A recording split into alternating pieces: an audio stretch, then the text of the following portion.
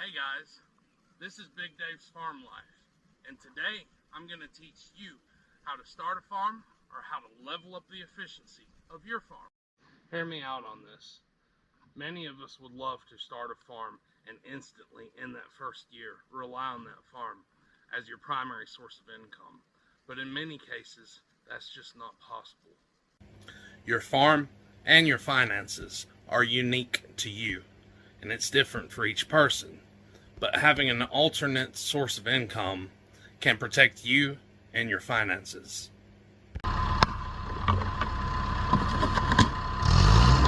Alright, so my number one tip is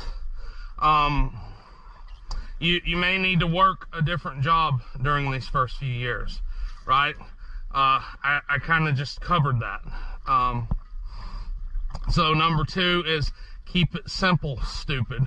Of course, we would love to just go out and buy a ton of equipment like this nice ATV and just buy an absolute ton of equipment. But that equipment, it depreciates, it gets rusty, it breaks down. You don't want to start with an absolute ton of equipment, especially if you don't know if you're gonna stay with this lifestyle. I wouldn't get loans for more equipment than I could pay off within a 2 to 3 year time span. And whether you're getting loans on equipment or land, I wouldn't get more than I could pay off over a 2 to 3 year time span.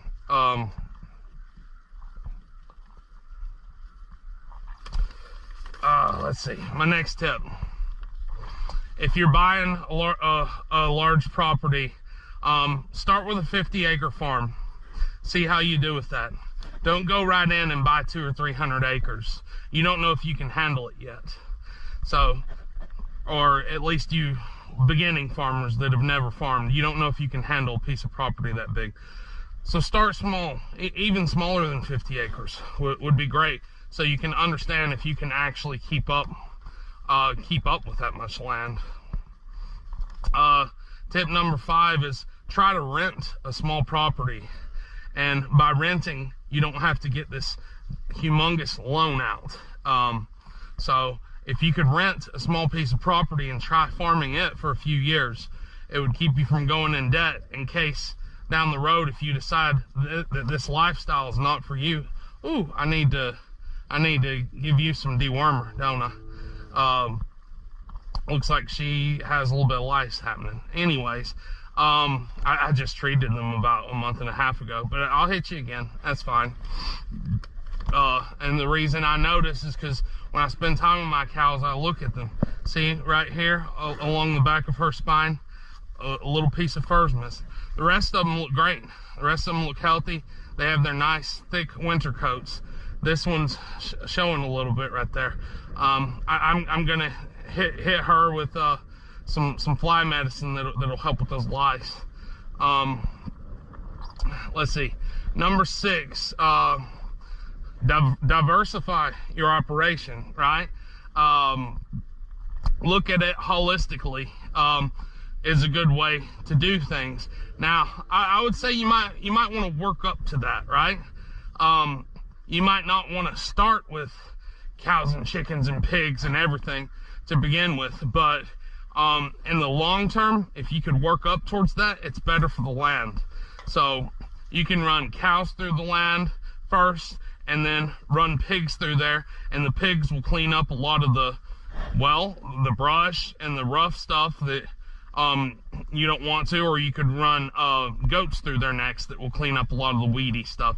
So by running different animals through there, you number one, maximize the production of your land, because you're making use of the grass and the stuff that cows like to eat, and then you're making use of the weedy things that goats and sheep and even pigs will eat. So yeah, diversifying, and it doesn't have to be multiple animals. It could be animals and then growing trees or fruit trees or something like that, silvopasture. It could be animals and gardening. It could be anything. So if the price of beef drops through the floor, you're protected in a way. Yeah, okay, so next tip, when you do decide that, hey, I'm in this for the long run, I love this lifestyle, I want to do it the rest of my life, think in terms of improving over years. Don't think about days or weeks, not even months. You're looking at improvement over years. I'll tell you this, the shape of the plants in this pasture right now is not how well I've treated them this week or even this month. It's how well did I treat it last year? How well did I treat it the year after that? And I'll give you a prime example of that.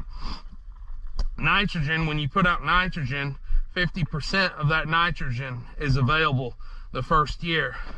The next year, 25% is available from that, from the time that you'd put it out the year before. So if you put out nitrogen once this year and once next year and once the year after that, the effect basically compounds. So the first year you put out nitrogen, you'll be getting 50% from that first year. The next year that you put out nitrogen, you'll be getting 25% from that first year that you'd put out nitrogen, and you'll be getting 50% of it available from that second year. So as the years go on and you put it out every year, that effect compounds. That is true for many of the nutrients that you would put out. I know for a fact it's similar for potash, although the rate of availability is different. It's similar for potash as well, and especially lime. Lime is a prime culprit for needing a lot of time to actually change the pH of your soil. So I encourage you to think of improvement over years, not over days or weeks. This is tip number 8. I would encourage you to be active in your church, or it's really good to go to church, be active in your church or in your community in general.